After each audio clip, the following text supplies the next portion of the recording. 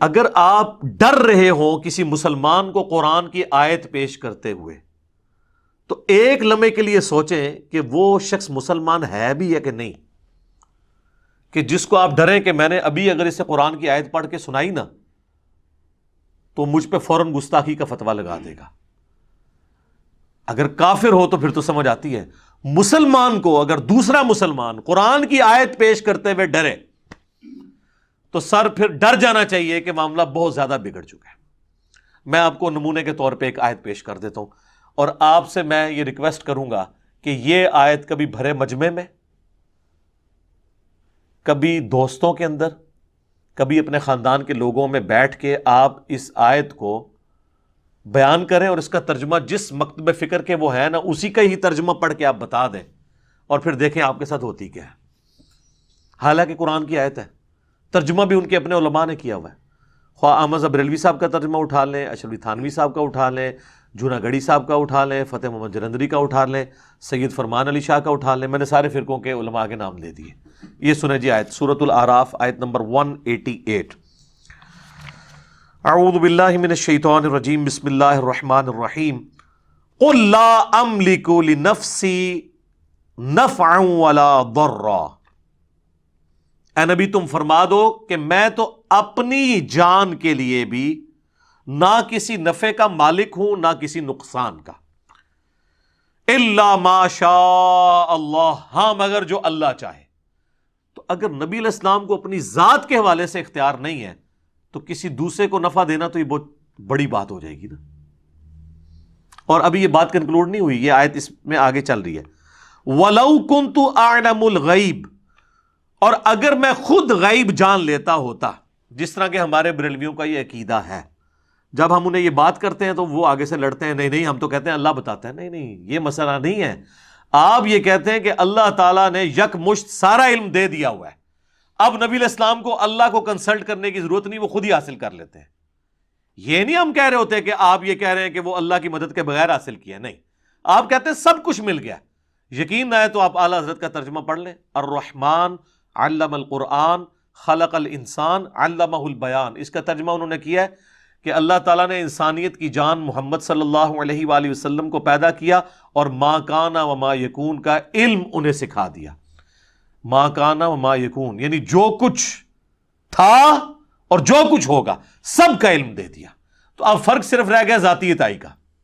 ویسے تو اعلیٰ حضرت کہتے ہیں الدولۃ المکیہ کے اندر، جو انہوں نے علم الغیب کے اوپر کتاب لکھی ہے، وہ کہتے ہیں جی انبیاء اور اللہ کے علم کا تو ایسا ہی فرق ہے جیسے ایک سمندر ہو اور دوسری طرف ایک قطرہ، کوئی اگر پرندہ اپنی چونچ میں لیتا ہے تو اتنا ڈفرنس ہے، لیکن جب ڈفرنس پوچھیں کہ جو اتنا بڑا ڈفرنس ہے کہیں پھر جھلکنا تو چاہیے نا۔ تو جیسے ہی آپ یہ بات کریں کہیں گے آپ نبی کے علم کو ناپ رہے ہیں، آپ تو بڑے گستاخ ہو گئے ہیں۔ ناپا تو آپ نے خود ہے، آپ نے کہا کہ سمندر اور قطرے کا فرق ہے، تو کوئی ہمیں موٹا سا فرق بتا دینا تو فوراً گستاخی کا فتویٰ لگائیں گے۔ اور یہاں پہ اللہ تعالیٰ کیا فرما رہا ہے؟ اے نبی تم فرماؤ اگر میں خود غیب جان لیتا ہوتا، یعنی میرے پاس یہ کمپیٹنسی ہوتی، یہ کوئی کمپیٹنسی نہیں ہے۔ جس طرح عورت کو یہ اختیار نہیں ہے کہ وہ اپنا دودھ اتار سکے جب تک وہ دوائی استعمال نہ کرے یا نیچرل اس کی پریگنینسی نہ ہو جائے، اپنے اختیار میں نہیں ہے اس کی، اسی طریقے سے کسی پیغمبر کے اختیار میں نہیں یہ چیز ہوتی کہ اسے کوئی غیبی خبر پتہ چل جائے جب تک اللہ تعالیٰ اس پہ ظاہر نہ کرتے۔ یہ کوئی کمپیٹنسی نہیں ہے جو آپ سیکھ لیں گے اور پھر آپ جب چاہیں فارمولہ لگائیں اور آگے رزلٹ نکلے، نہیں۔ اگر تم فرماؤ میں غیب جان لیتا ہوتا، لستکثرت من الخیر، تو میں تو بہت خیر کثیر جمع کر لیتا۔ وما مسنی السوء، اور مجھے کبھی کوئی تکلیف بھی نہ پہنچتی، یعنی اگر مجھے مستقبل کا خود پتا ہوتا تو مجھے تکلیف ہی نہ پہنچتی۔ بالکل نیچرل چیز ہے، اگر ایک شخص کو یہ پتا چل جائے کہ میں یہاں سے نکلوں گا اور فلاں روڈ اتنے بج کے اتنے منٹ پہ کراس کروں گا تو ایک ٹریلا مجھے نیچے دے دے گا، تو وہ تو نکلے گا نہیں، اپنا راستہ بدل لے گا۔ واقعی جس کو غیب کا علم ہو جائے تو اس سے تو کبھی بھی کوئی تکلیف نہیں پہنچ سکتی۔ اور یہ نبی علیہ السلام کے حوالے سے بات ہو رہی ہے، بابے کدھر، بابے کدھر، ہائے ہائے ہائے۔ اے نبی تم فرماؤ اگر غیب میں خود جان لیتا تو میں بہت سا خیر کثیر جمع کر لیتا، مجھے کبھی کوئی برائی نہ پہنچتی، مجھے کوئی تکلیف نہ آتی کبھی۔ ان انا الا نذیر و بشیر، میں تو نہیں ہوں مگر ڈر سنانے والا آخرت کا اور خوشخبری دینے والا جنت کی، لقوم یؤمنون، ان لوگوں کے لیے جو بات ماننا چاہیں۔ ویسے عموماً ترجمہ کر دیتے ہیں ایمان لانے والوں کے لیے، اصل میں اس کا ترجمہ یہ بنتا ہے جو بات ماننا چاہیں۔ ایمان والے وہی ہوتے ہیں نا جو بات مان لیں، اور جو نہ ماننا چاہیں ان کے لیے قرآن میں کوئی ہدایت نہیں۔ سر یہ آیت آپ صرف ترجمہ اس کا پڑھ کے بتا دیں کسی مجلس کے اندر، اور 295C سے آپ ذرا بچ کے بتائیں مجھے۔ تو سر جس ملک میں، جس قوم کے سامنے، جس امت کے سامنے آپ اس امت کے پیغمبر کی کتاب کی ایک آیت نہ پیش کر سکیں تو سمجھ لیں کہ اس امت نے ابھی تک پیغمبر کو پیغمبر نہیں مانا، جیسا کہ ماننے کا حق ہے۔ اللہم لا تجعلنا منہم، رضیت باللہ ربا وبالاسلام دینا وبمحمد نبیا ورسولا، آمین صلی اللہ علیہ وآلہ وسلم۔ آگے چلیں، سورہ بنی اسرائیل میں اللہ تعالیٰ نے آیت نمبر 56 اور 57 میں یہ مقدمہ مزید کھول کر بیان کیا، جس کے بعد کوئی گنجائش ہی نہیں رہ جاتی۔ یہ چند لاجواب کر دینے والی آیات میں سے ایک آیت کا پورشن ہے۔ قُلِ ادْعُوا الَّذِينَ زَعَمْتُم مِّن دُونِهِ، اے نبی تم فرما دو کہ جن ہستیوں کے بارے میں تمہارا زعم ہے نا اللہ کے سوا، تو انہیں پکار کے دیکھ لو، پکارو۔ فَلَا يَمْلِكُونَ كَشْفَ الضُّرِّ عَنْكُمْ وَلَا تَحْوِيلًا، نہ تو وہ کوئی تم سے تکلیف دور کر سکیں گے نہ بدل سکیں گے۔ وہ کہتے ہیں نہیں جو بندہ 11ویں دیتا ہے نا تو یا تو اس کی تکلیف دور ہو جاتی ہے یا وہ بدل کے کسی دوسرے پہ ڈال دیتے ہیں۔ حضرت صاحب پھیر دیں نے، دشمن نال پھیر دیں نے۔ اللہ نے پھر دسیا ہے کہ نہ کوئی دور کر سکتا جائے نہ پھیر سکتا جائے۔ اولئک الذین یدعون یبتغون الی ربہم الوسیلہ، اور جن کو تم پکار رہے ہو نا مدد کے لیے وہ تو خود اپنے رب کو پکارتے ہیں۔ اب یہ بتوں کے بارے میں آیت نہیں سر، یہ اللہ کے نیک بندوں کے بارے میں ہے۔ کوئی آیت پیش کر رہا ہے بتوں کے بارے میں، دیکھو وہ تو اپنے رب کے حضور خود وسیلہ تلاش کرتے ہیں۔ وسیلہ سے مراد نیک اعمال کے، اور وہ اللہ نے ساتھ کلیئر کر دیا، ایہم اقرب، کون ان میں سے اللہ کے قریب ہو جائے، وَيَرْجُونَ رَحْمَتَهُ، اور وہ تو خود اللہ سے اس کی رحمت کے طلبگار رہتے ہیں، وَيَخَافُونَ عَذَابَهُ، اور ڈرتے رہتے ہیں اس کے عذاب سے۔ إِنَّ عَذَابَ رَبِّكَ كَانَ مَحْذُورًا، بے شک تیرے رب کا عذاب چیز ہی ایسی ہے کہ اس سے ڈرا ہی جائے۔ ہائے ہائے ہائے ہائے، اللہم اجرنا من النار۔ اچھا یہ آیت ایسی ہے کہ اس کے کانٹیکسٹ میں ایک حدیث ہے بخاری اور مسلم میں، یہ کہتے ہیں کہ ہمیں شان نزول بھی ساتھ بتایا کریں۔ سن لو پھر شان نزول، اسی آیت کا شان نزول بخاری اور مسلم دونوں میں عبداللہ ابن مسعود کہتے ہیں یہ آیت ان جنات کے بارے میں نازل ہوئی تھی کہ جو جنات کلمہ پڑھ کے مسلمان ہو گئے تھے لیکن کافر جب جنگلوں میں جاتے تھے نا تو انہی جنات کی پناہ حاصل کرتے تھے۔ یعنی جب کسی جنگل میں جاتے تھے تو کہتے تھے اس جنگل پہ جس جن کی حکومت ہے نا ہم اس کی پناہ میں آتے ہیں کہ وہ ہماری مشکل کشائی کرے۔ تو اللہ تعالیٰ فرما رہا ہے وہ تو خود اللہ کے ساتھ ایمان لا کر اللہ کی طرف متوجہ ہیں، اور یہ اتنے جانور ہیں یہ لوگ، اولئک کالانعام بل ہم اضل، کہ آج تک انہی کو پکار رہے ہیں۔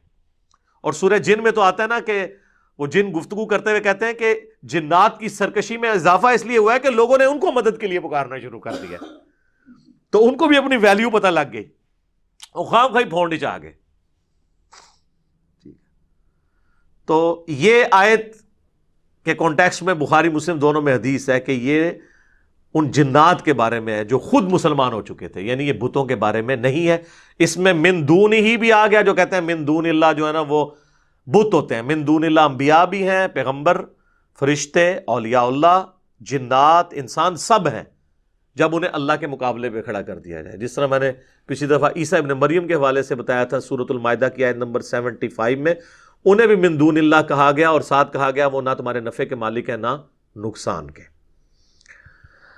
اور سر سورۃ الانعام اور سورہ یونس میں وہ آیت تھوڑے سے فرق کے ساتھ ریپیٹ ہوتی ہے، وَإِن يَمْسَسْكَ اللَّهُ بِضُرٍّ فَلَا كَاشِفَ لَهُ إِلَّا هُوَ، اگر اللہ کسی کو پکڑ لے مصیبت میں، اسے تکلیف میں ڈال دے تو اس کو پھر کوئی دور نہیں کر سکتا سوائے اس اللہ کے۔ وَإِن يَمْسَسْكَ بِخَيْرٍ، اور اگر اللہ تعالیٰ کسی کے لیے ارادہ کر لے خیر کا، فَلَا رَادَّ لِفَضْلِهِ، تو پھر اللہ کے فضل کو کوئی دور نہیں کر سکتا۔ کوئی نہیں دور کر سکتا، کسی سے کوئی چیز چھین نہیں سکتا. اور اسی کو نبی علیہ السلام نے بھی ٹرانسلیٹ کیا، جو بخاری مسلم دونوں میں حدیث ہے. نبی علیہ السلام فرض نماز کے بعد دعا مانگا کرتے تھے، اللہم لا مانع لما اعطیت ولا معطی لما منعت ولا ينفع ذا الجد منک الجد. اے اللہ، جسے تو عطا کرے اس سے کوئی چھین نہیں سکتا، جسے تو چھین لے اسے کوئی دے نہیں سکتا، اور کسی بھی شخص کو اس کا عہدہ اور منصب فائدہ نہیں دے سکتا. سیدھی سی بات ہے. صحیح مسلم میں حدیث ہے، جس کو اس کے عمل نے پیچھے چھوڑ دیا اس کا نسب اسے آگے نہیں لے کے جا سکتا. البتہ اگر کسی کا عمل درست ہے پھر نسب کا فائدہ ہوگا، پھر حسن و حسین ہی جنتی نوجوانوں کے سردار ہوں گے، اور سیدہ فاطمہ ہی جنتی عورتوں کی سردار ہوں گی، جو صحیح بخاری میں آیا، مسلم میں بھی ہے، اور جامع ترمذی مسند احمد میں موجود ہے. رضی اللہ عنہم اجمعین وعلیہم السلام اجمعین، آمین. اب میرے بھائیو، اللہ تعالیٰ کی کرم نوازی ہے کہ اس نے انسانیت کو بغیر پروٹوکول کے ڈائریکٹ اپنے سے مانگنے کی اجازت صرف نہیں دی ہے بلکہ حکم دیا ہے. سورۃ البقرہ آیت نمبر 186، وَإِذَا سَأَلَكَ عِبَادِي عَنِّي فَإِنِّي قَرِيبٌ. اے نبی، جب بھی میرے بندے آپ سے میرے بارے میں پوچھے نا تو آپ فرماؤ میں تمہارے بہت قریب ہوں. اجیب الدعوۃ الداعی اذا دعان، میں ہر پکارنے والے کی پکار کو سنتا ہوں جب وہ مجھے دعا کے لیے پکارے. لیکن شرط کیا ہے؟ فَلْيَسْتَجِيبُوا لِي وَلْيُؤْمِنُوا بِي لَعَلَّهُمْ يَرْشُدُونَ. لیکن لوگوں کو بھی چاہیے کہ میرا کہنا مانے، میری بات مانے، اور مجھ پہ ایمان لائے جیسا کہ ایمان لانے کا حق ہے، تاکہ وہ رشد و ہدایت پا سکے. یہ ون وے ٹریفک نہیں ہوگی سر، آپ کو بھی کچھ کرنا ہوگا، پھر رسپانس آئے گا.